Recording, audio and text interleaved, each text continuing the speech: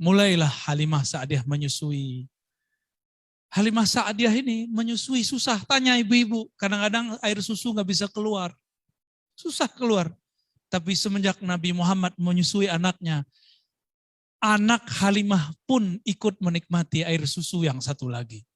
Setiap kali disusui ke bagian kiri, dia maunya bagian kanan. Dia nggak mau bagian kiri. Maka yang kiri siapa? Saudara susunya. Jadi Nabi Muhammad cuma mau bagian kanan. Pernah diceritain ini dulu? Belum. Terus kalian maulidan ngapain?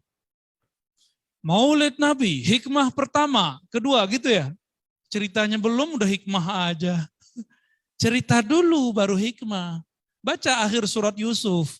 Dalam kisah mereka ada ibrah. Ambil dulu kisahnya, baru simpulkan ibrahnya. Ini saran nih kepada para semua ustadz. Setiap kali PHBI, ambil cerita yang ada event kisah Nabi di situ. Itu sunnah. Ya, itu sunnah para ahli hadis. Cuma karena semuanya ahli hadis, kita nggak mungkin baca kitab hadis di depan. Baru dimulai mungkin sudah ditulis semua. Ya, wabillahi qala haddatsana Abdullah, langsung tidur semua tuh. Maka kita bawa seperti cerita. Lanjut. Mau dilanjut gak ceritanya? Serius nih? Ngantuk gak? Ayo kita teruskan ceritanya. Ternyata Halimah Sa'diyah ini punya kandang ternak tapi tidak terlalu besar. Jadi dia punya usaha beternak domba dan onta. Tapi tidak terlalu besar. Ayah suaminya Halimah, yaitu ayah susunya Nabi Muhammad, itu setiap hari berangkat ke kebun. Di sana nggak ada kebun sebenarnya ya. Berangkat ke padang rumput, mengembala apa? Mengembala domba. Semulai dari hari itu, domba yang ada di tangannya ayah susu Nabi Muhammad itu gemuk-gemuk, gampang makan, jarang sakit, semuanya sehat, dijual-jualnya mahal. Maka lama-lama rumah itu jadi berkah. Lama-lama rumah Halimah Sa'diyah menjadi sumringah. Senyum tiap hari, mereka tidak pernah miskin. Mereka tidak pernah kehabisan uang. Mereka tidak pernah kehabisan susu di rumah. Mereka bahkan kelebihan susu. Mereka bagi-bagikan itu. Lama-lama Nabi Muhammad ini tambah gede, tambah gede. Nabi Muhammad itu tidak mau menyusui Halimah. Jika dilihat Halimah Sa'diyah sudah lelah, dia berhenti menyusu. Kecil sudah pengertian. Dia menyusu hanya syaratnya aja. Lama-lama makin besar, seperti anak-anak. Mulailah Halimah Sa'diyah melihat Nabi Muhammad kecil, suka main-main. Main-main. Ini adik-adik ini suka main nggak? Suka ya? Kalau ada rumput, suka guling-guling nggak? Waktu kecil, sampai sekarang kayaknya begitu deh. Ada pasir, suka main-main di pasir nggak? Masih kan? Kalau pergi ke pantai, suka lari-lari nggak di pantai? Berenang-berenang. Kebetulan di sini ada kolam renang ya. Gak usah jauh-jauh berenang. Betul Nabi Muhammad sama dengan anak-anak lain juga suka berenang. Tapi tidak ada tempat berenang di situ. Akhirnya berenang pasir. Main pasirlah Rasulullah dengan semua teman-temannya. Sampailah umur beliau 5 tahun. Sesekali dijenguk oleh Aminah. Tiba-tiba Aminah, ya, bukan Aminah ya, Halimah, dikabari oleh anaknya. Wahai ibunda, Qutila Muhammadun.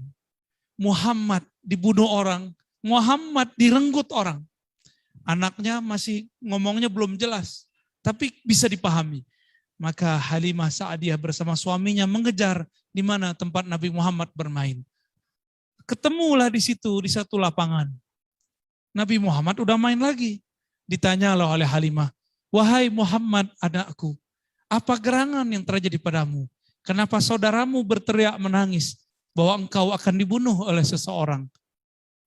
Nabi Muhammad mengatakan, wahai ibunda Halimah, belum lama ini ada 2 orang datang, aku lihat terbang dari langit turun ke bawah, dia bersayap.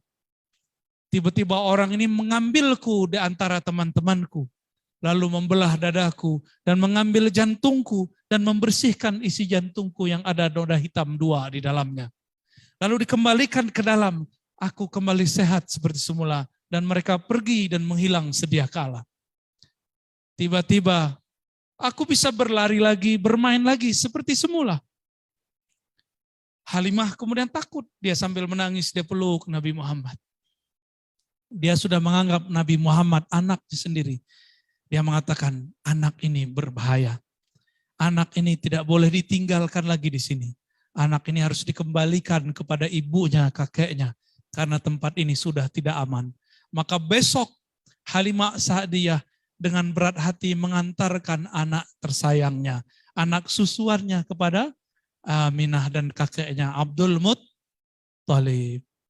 Sampailah di Mekah. Diceritakanlah semua kejadiannya. Maka Aminah pun bercerita, betul anak ini spesial. Dulu waktu aku melahirkannya, aku melihat cahaya keluar dari badanku. Itu cerita dari siapa? Halimah dan Aminah. Jadi 2 ibu sudah menyaksikan bahwa anak ini luar biasa. Sallallahu alaihi wasallam. Sampailah kemudian Nabi Muhammad agak sedikit dari anak-anak menjelang remaja. Oleh kakeknya Abdul Muttalib, disuruhlah Nabi Muhammad ini dan pamannya Abu Thalib mengembala kambing atau domba. Maka tiada seorang nabi kecuali dia bawa tongkat juga untuk jalan, jaga diri, dan mengembala domba. Pernah ngembala domba enggak? Oh, saya waktu kecil pernah, karena ngikutin sunnah itu. Pernah punya kambing 3 bulan. Jadi tiap sore pulang sekolah saya nyabit rumput. Bapak saya larang, saya bilang enggak apa-apa, Pak. Ya, saya pengen tahu rasanya gimana jadi peternak. Walaupun cuma 1 kambing. Alhamdulillah, tangan kita kapalan dikit ya, 3 bulan lumayan. Karena saya ini aslinya kidal, nyabit rumput pakai kanan. Jadi nggak ada yang benar nyabit rumputnya. Kalau pakai kiri, udah nggak pas juga karena sudah dilatih pakai kanan. Ya sudah 3 bulan saya serahkan. Nabi Muhammad lebih lama lagi. Beliau sedang memerankan sebagai pengembala domba. Pengembala domba itu sabar atau enggak? Sabar. Jadi itu latihan kesabaran untuk Nabi Muhammad. Sabarnya bukan main tuh. Setelah agak remaja, Abu Thalib disuruh oleh Abdul Muttalib, ayahnya, berarti kakek Nabi Muhammad. Hei Abu Thalib, bawa cucuku ini berdagang ke wilayah Irak atau ke wilayah Syam. Maka berdaganglah mereka. Sampailah kemudian di satu negeri. Ternyata negeri itu negeri orang Nasrani. Di situ ada satu gereja. Gerejanya tidak ada berhala. Tidak ada patung Nabi Isa di situ. Ternyata gerejanya gereja tauhid. Masih menyembah Allah semata. Disebut ajaran Kristen atau Nasrani Unitarian. Hanya menyembah satu Tuhan. Allah Subhanahu wa ta'ala. Dia menghafal kitab Injil. Dalam kitab Injil dia baca bahwa akan ada nabi akhir zaman yang dia selalu diiringi oleh malaikat, ditandai ada awan di atasnya. Karena gereja ini di samping jalan, setiap kali ada karavan lewat, ada kafilah lewat, dia perhatikan, ada nggak awan di atas. Jadi 5 kilo dari sini dia lihat, ada nggak rombongan pedagang yang jalan, jika mereka jalan di atasnya ada awan. Seumur-umur puluhan tahun dia baru melihat sekali. Ternyata rombongan itu rombongan Abu Thalib. Di dalamnya ada anak muda namanya Nabi Muhammad. Orang belum tahu nih siapa namanya. Maka beliau sedang diajar berdagang. Tadi Kata Pak Dr. Cepi, ada 4 sifat Nabi ya. Yang tertarik itu saya sifat fatona. Sifat apa? Cerdas. Dan yang paling penting juga sidik. Apa arti sidik? Jujur. Ini ujian Nabi dapat 2 sifat. Latihan. Di masa itu, Buhairah kemudian mengatakan kepada anak buahnya yang berkhidmah di gereja, wahai semua anak-anakku, santri-santriku, aktivis-aktivis gerejaku, siapkan makanan paling enak. Ada orang spesial mau datang ke gereja kita.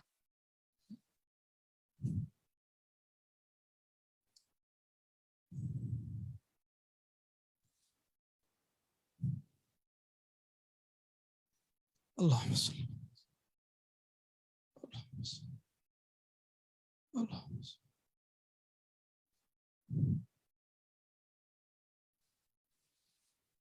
Allahumma sholli.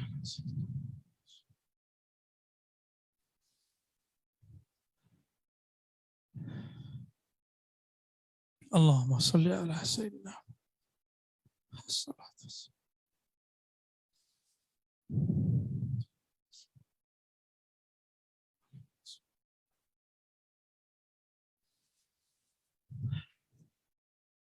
Buhairah pun berkata, aku telah menunggu orang yang dijanjikan di akhir zaman. Ciri-cirinya cuma 1. Jika dia berjalan, di atasnya ada awan. Dialah Nabi yang aku tunggu-tunggu. Nabi Muhammad Sallallahu Alaihi Wasallam. Akhirnya beliau Buhairah mempersilahkan kafilah yang lewat untuk masuk ke gereja beliau.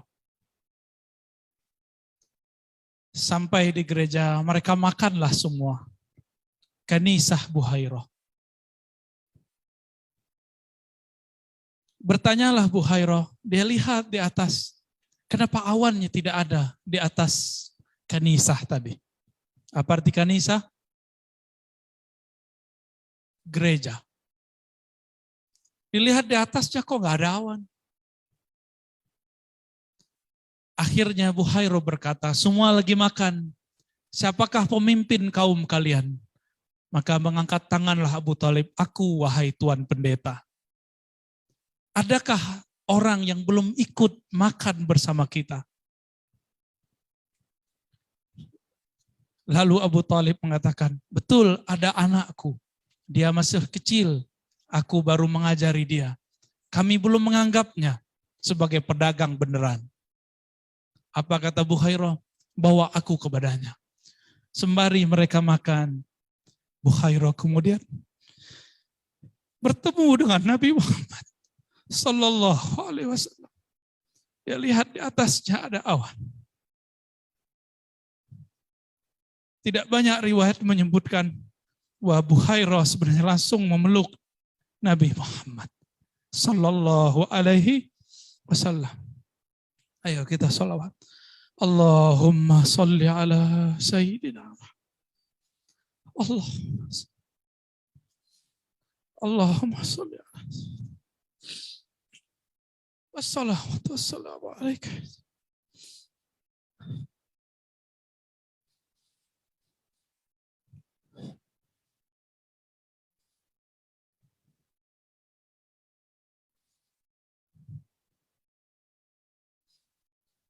Wassalatu wassalamu alaika.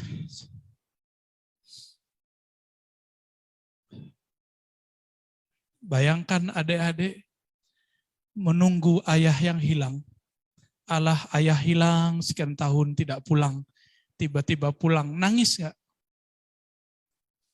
Bapak ibu ini kehilangan anak di mall sehari semalam. Tiba-tiba ketemu, nangis gak? Nangis. Buhairah dikabarkan gurunya, nanti akan ada di zamanmu muncul seorang nabi. Dialah penutup nabi di masa ini, yaitu Ahmad, yaitu Muhammad. Bertemulah mereka, berdialoglah mereka. Disitulah muncul nur pertama kali dari Nabi Muhammad Sallallahu Alaihi Wasallam. Nabi berbicara Sesuatu yang tidak layak, yang tidak mungkin dibicarakan oleh seorang anak kecil. Anak kecil mana mengerti mengenai tauhid. Anak kecil tak tahu. Tapi Nabi Muhammad bisa berbicara tentang la ilaha illallah. Nabi Muhammad bisa berbicara tentang Allah Ahad, Allah Samad. Nabi Muhammad menolak berhala Latta dan Uzza. Buhairah heran. Akhirnya anak itu dipeluk oleh Buhairah. Sembari dia menangis. Saya baru membayangkan saya nangis. Apalagi Buhairah yang sudah menunggu bertahun-tahun. Puluhan tahun dia menunggu.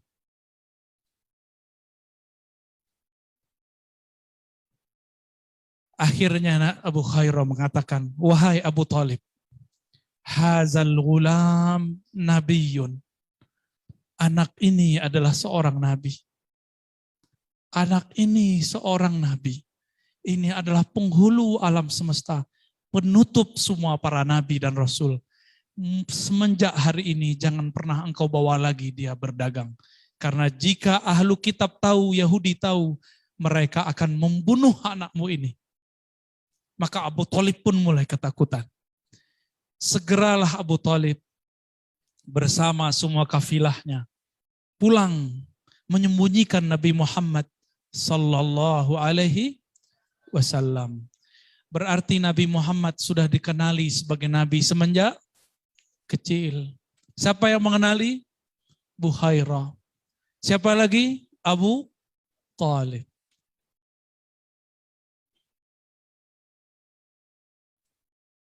Sampailah di Mekah, Nabi Muhammad menjadi remaja yang luar biasa. Wajahnya sangat bercahaya. Kata beliau, Nabi Yusuf itu ganteng dan gagah. Tapi jamaluhu nisfu jamali. Gagahnya Nabi Yusuf baru separuh gagahku.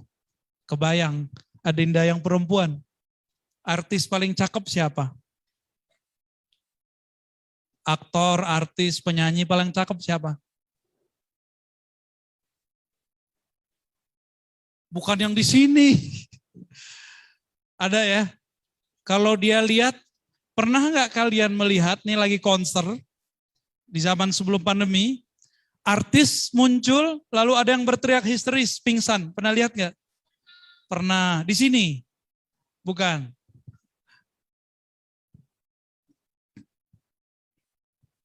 Nabi Yusuf lewat.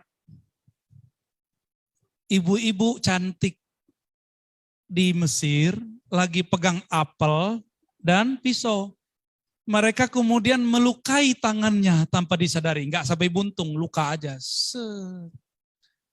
Dia menyakiti dirinya sendiri tapi dia tidak merasai karena matanya sedang menatap makhluk yang setengah kegagahan alam semesta ada pada dia. Nabi Yusuf, bukan setengah ya, seperempat barangkali ya. Itu Nabi Yusuf. Kalau adinda ini ngelihat aslinya Nabi Muhammad, mungkin gak bisa napas, pingsan kali. Gak ada yang sanggup lihat wajah Nabi Muhammad. Abu Bakar As-Siddiq setiap kali wajah Nabi langsung tunduk. Gak sanggup lihat. Maka Abu Bakar tidak sanggup menceritakan wajah Nabi. Setiap dia membayangkan mata Nabi, dia langsung menangis. Setiap dia terbayang bagaimana wajah Nabi menatapnya, dia langsung tunduk begitu. Gak ada kalam lagi. Seperti saya tadi gak bisa berkalam-kalam. Gak bisa, itu dibuat-buat. Abu Bakar setiap hari begitu, bayangkan. Setelah wafat Nabi, hampir setiap hari beliau ingat Nabi, beliau begitu. Maka Abu Bakar setiap sholat, ingat cara Nabi sholat, langsung tidak bisa menjaharkan baca Al-Fatihah. Maka beliau kalau sholat seperti sir, setiap hari seperti sir. Bismillahirrahmanirrahim. Langsung kemudian suaranya hilang. Abu Bakar As-Siddiq. Beda dengan Umar. Umar kalau rindu suaranya keluar menggelegar. Ini nggak tahu nih kalian yang mana nih? Abu Bakar atau Umar? Ya.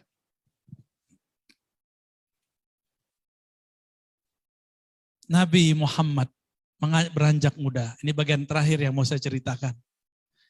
Terjadilah banjir di Mekah. Jadi Mekah itu pernah banjir beberapa kali. Ketika terjadi banjir, Hajar Aswad yang dulu belum terlalu hitam, tapi karena banyak berhala, kemudian menjadi hitam. Disedot itu dosa semua orang yang musyrik. Hajar Aswad itu enggak seperti sekarang kan sudah dirapihkan. Ya. Kalau kayak foto kayak udah dilaminating, itu apa sih namanya itu? Batunya itu sudah dirapiin. Dulu batunya jatuh karena banjir. Berdirilah semua kaum, masing-masing merasa dirinya, kelompoknya paling kuat. Mereka ingin mengangkat ke tempat semula, tapi tidak ada satupun yang berhasil. Ganti kaum yang kedua, kaum yang ketiga, keempat, tidak ada satupun yang sanggup mengembalikan. Nabi ini fatonah, inilah puncak fatonah Nabi. Supaya orang Arab semuanya dapat kemuliaan. Karena orang Arab ini haus kemuliaan, haus penghargaan. Maka Nabi Muhammad SAW mengatakan, maukah kalian wahai tuan-tuan, paman-pamanku, kakek-kakekku, aku tunjukkan cara yang paling adil. Semua kalian akan merasa mulia. Ambillah kainku ini. Diambillah ridanya beliau. Ya. Kemudian ditaruh di lantai. Pindahkanlah batu itu. Bahkan di riwayat lain tidak pakai rida. Kita angkat sama-sama. Ujung yang ini, kaum yang ini. Akhirnya ada 4 suku. Semuanya mengangkat bersamaan. Lalu mereka merangkat bersamaan. Kembalilah batu kepada tempatnya semula. Dan semuanya bersyukur, bertasbih, berterima kasih kepada Nabi Muhammad Sallallahu Alaihi Wasallam. Terkenallah Nabi Muhammad saat itu dengan sebutan Muhammad Sang Jenius. Ini belum lagi Muhammad Al-Amin ini. Baru Muhammad Sang Jenius. Karena saya sedang berbicara di kampus Al-Maksum di mana banyak santri, banyak siswa-siswi. Saya berharap adinda sekalian menjadi orang yang fatonah. Fatonah itu bukan banyak hafalan. Fatonah itu yang mengerti keadaan. Mari menjadi orang yang mendapatkan kecerdasan fatonah Nabi Muhammad Sallallahu Alaihi Wasallam. Demikian kira-kira yang dapat saya sampaikan. Gimana Ustaz Halim? Buya, insya Allah kita punya waktu sampai jam 5.30. Kalau berkenan Buya ada yang bertanya. Mangga. Baik. Salawat dulu deh. Ya Nabi salam alaik.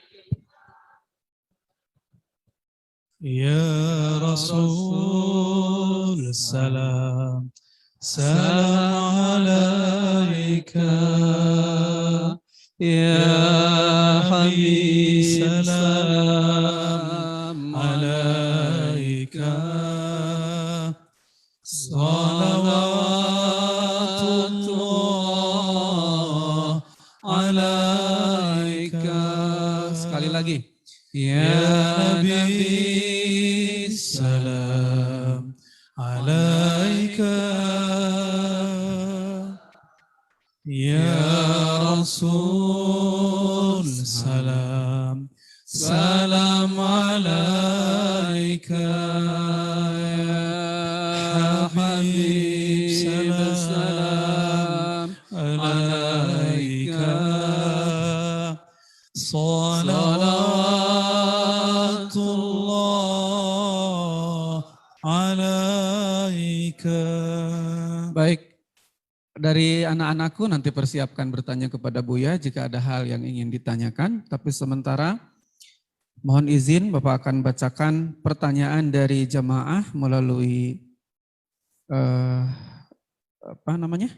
di chat Zoom ya, di YouTube. Tapi sebelumnya kami dari Al-Masum berterima kasih kepada seluruh keluarga besar Al-Masum yang mengikuti pengajian kita pada sore hari ini.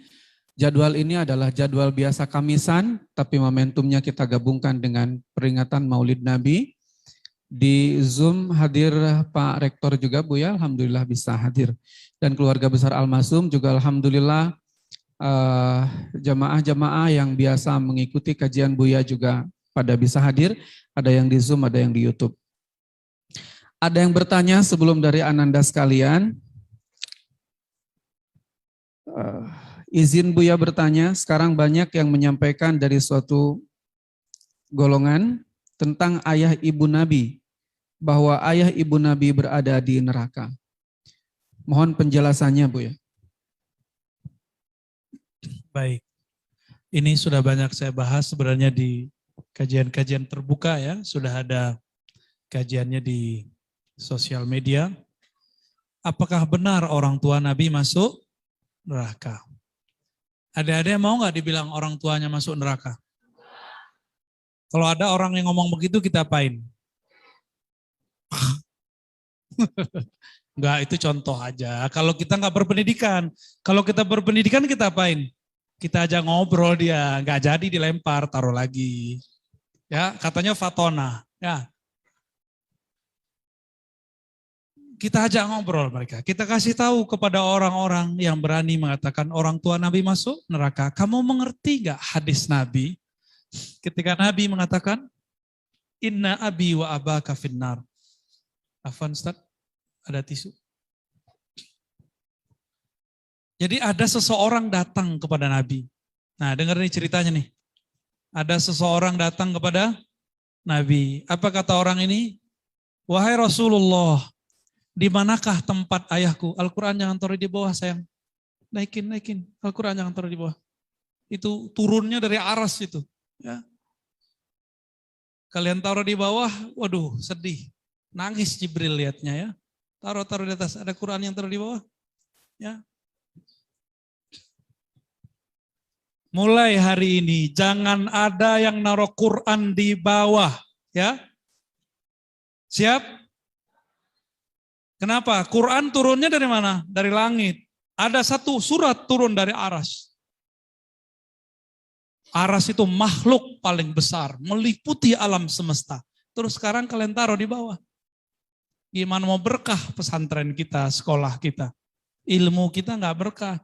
Tolong guru-guru, ya kitab jangan taruh di bawah, taruh di atas. Ya, di situ ada nama Allah, benar nggak? Ada nama Allah nggak?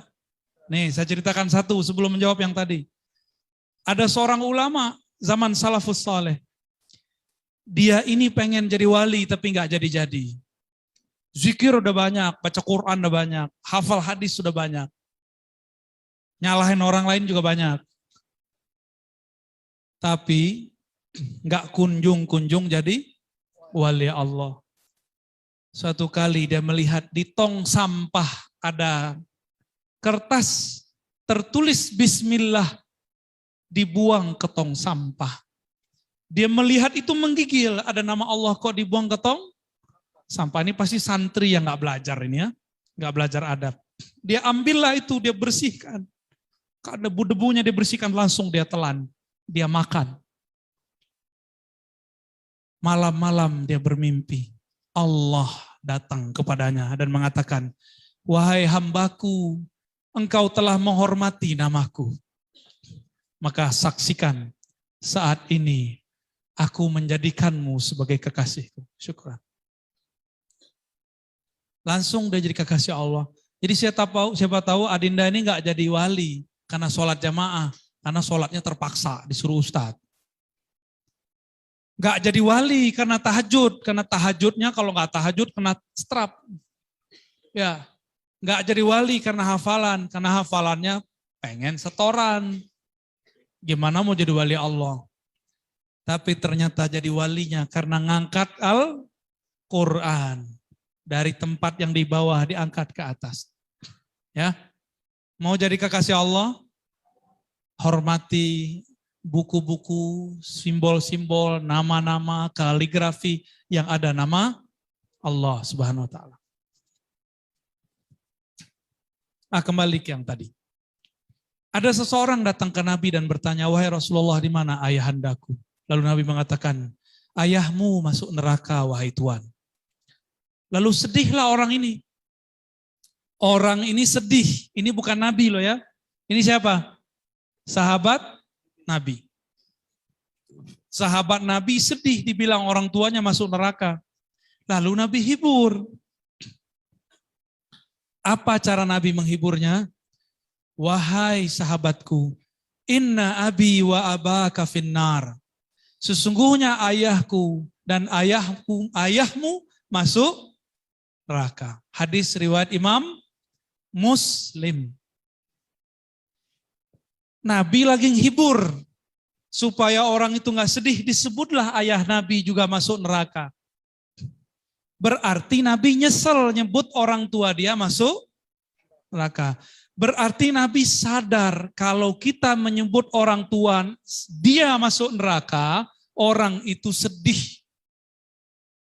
Sekarang ada ustadz tamatan Timur Tengah katanya, ngajinya di Madinah katanya, jalan di kampungnya Nabi katanya, tapi dia mengatakan orang tua Nabi masuk neraka. Sedih gak Nabi kalau digituin? Sedih. Kira-kira kalau ketemu Nabi disapa gak tuh orang tuh? Kok bakal disapa? Al-Wahsy bunuh Sayyidina Hamzah. Taubat. Apa kata Nabi? Wahai Wahsy, aku tahu engkau taubat, tapi tolong jangan duduk di depanku. Duduklah di belakang. Al-Wahsy setiap ingat itu beliau nangis. Maka dia duduk di belakang orang, di belakang tembok, di belakang tiang. Supaya tidak dilihat oleh Nabi. Karena Nabi kalau ingat dia, ingat pamannya terbunuh. Kira-kira kalau Nabi ketemu sama orang yang bilang orang tua Nabi masuk neraka, diusir nggak? Oh ini yang bilang orang tua aku masuk neraka. Ya, dia protes tuh orangnya. Apa kata orang ini? Wahai Rasulullah, nanti di kiamat. Kan engkau sendiri yang mengatakan orang tua masuk neraka. Itu Nabi marah itu. Apa kata Nabi? Kamu kurang cerdas, kira-kira begitu.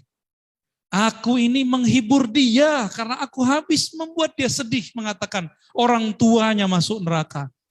Jika orang tua manusia biasa disebut masuk neraka, dia sedih, apalagi aku, kira-kira gitu kalau dikiaskan. Kira-kira gitu kalau dikiaskan.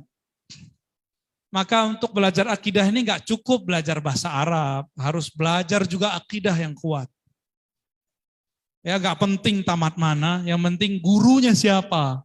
Ya, jadi Adinda ini jangan terlalu nafsu sekolah di mana, sekolah di sini. Yang penting gurunya siapa, itu yang penting ya. Itu yang akan menentukan sikap kita ke depan. Jadi orang-orang yang mengatakan orang tua Nabi masuk neraka, pertama dia tidak mengerti hadis, yang kedua dia tidak menguasai ilmu akidah, yang ketiga dia kurang ajar kepada Rasulullah Sallallahu Alaihi Wasallam.